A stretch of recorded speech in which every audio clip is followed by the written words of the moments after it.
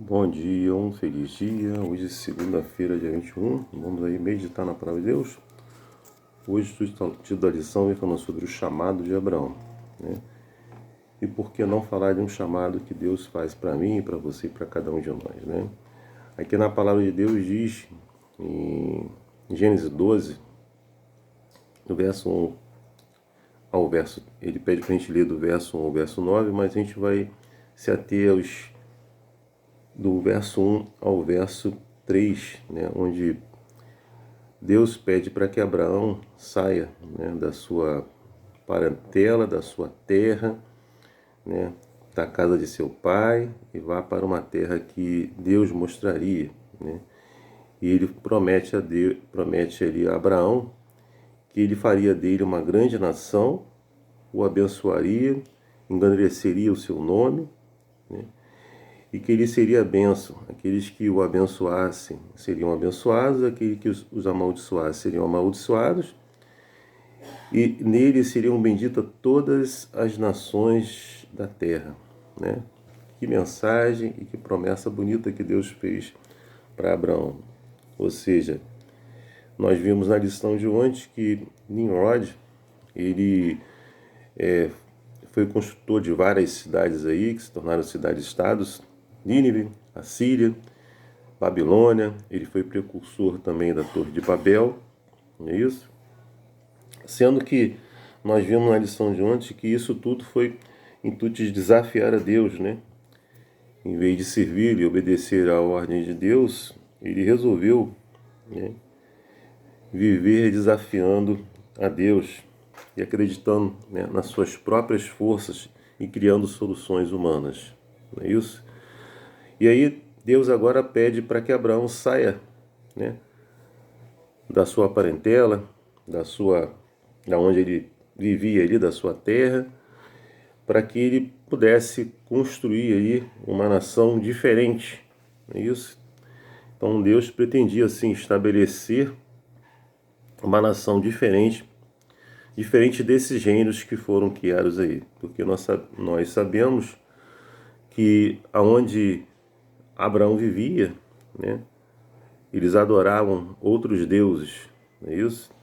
Mas de meio àquele povo, Abraão foi escolhido porque ele era um servo de Deus e temente a Deus. Então agora Deus chama ele para que ele saísse da sua terra, da sua parentela, para que ele pudesse criar aí uma nação diferente de todas as outras nações que foram criadas aí. Uma nação que não deveria ter um rei além de Deus, e deveria mostrar o que aconteceria se a humanidade retomasse, né? Ou seja, voltasse para o Criador. Isso. Israel foi estabelecido para ser uma bênção para todas as famílias da terra. Deus lhes concedeu tanta luz e privilégios que provavelmente não eram vistos no mundo desde antes do dilúvio. Não é isso? A lição também pede para a gente ler Deuteronômio 4, versos 5 a 9. E nós vemos aí que o Senhor pretendia que as outras nações olhassem, né, para a nação de Israel e vissem uma nação que tinha, né, um Deus verdadeiro em que ele seguia, que essa nação seguia, uma nação inteira que trabalhava em cooperação com Deus, não é isso? Poderia exibir a glória de seu caráter, o que o tornavam especiais. Não eram apenas os estatutos e os juízos que Deus lhe dera, mas o fato que praticavam, que praticavam. Eles praticavam, né, esses estatutos e juízos e guardavam os mandamentos. Era isso que levaria as outras nações a dizer: de fato, este grande povo é gente sábia, inteligente, como fala em Deuteronômio 4, verso 6. Mas, por mais maravilhosas que fossem as verdades dadas ao povo, a falha em vivê-las e obedecer a elas traziam maldições em vez de bênçãos, morte em vez de vida. Então, infelizmente, o povo se desviava, né, de seguir os seus estatutos, seus juízos, e aí, em vez de trazer bênção, como Deus havia prometido, traria maldição e morte para o povo. Não é isso?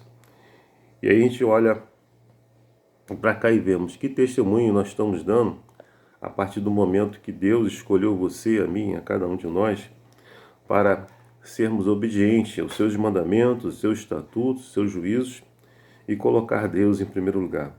Será que nós também, assim como aquele povo se desviou, também estamos se desviando do propósito de Deus para mim, para você e para cada um de nós?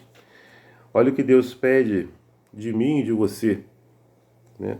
Está registrado em Deuteronômio, no capítulo 4, que nós vamos ler agora, Deuteronômio 4,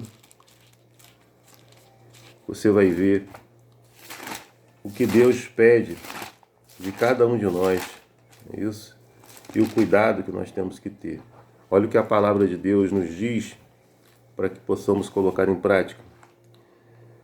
Capítulo 4 de Deuteronômio, verso 9 diz: Tão somente guarda a ti mesmo e guarda bem a tua alma, que te não esqueças daquelas coisas que os teus olhos têm visto, e se não apartem do teu coração todos os dias da tua vida, e farás saber a teus filhos e aos filhos dos teus filhos. Então Deus pede para mim e para você, para que a gente guarde o nosso coração, para que a gente não venha se desviar do propósito de Deus, que Deus tem para a minha vida, para a sua vida, e que possamos passar essa mesma obediência para os nossos filhos e os filhos dos nossos filhos, não é isso? Então que você possa fazer isso, né? Todos os dias, se entregando a Deus, deixando Deus guiar a sua vida, né? Deixando Deus fazer com que a sua vida seja uma vida de bênção, né? E uma vida de bênção, uma vida voltada, né, os olhos para Deus. É isso? Que o foco da sua vida, a minha vida, a vida de cada um de nós, seja entrega e seja Deus fazendo a sua vontade na nossa vida, né? Para que possamos ter bênçãos e que as pessoas ao nosso redor possam ver o nosso testemunho, né?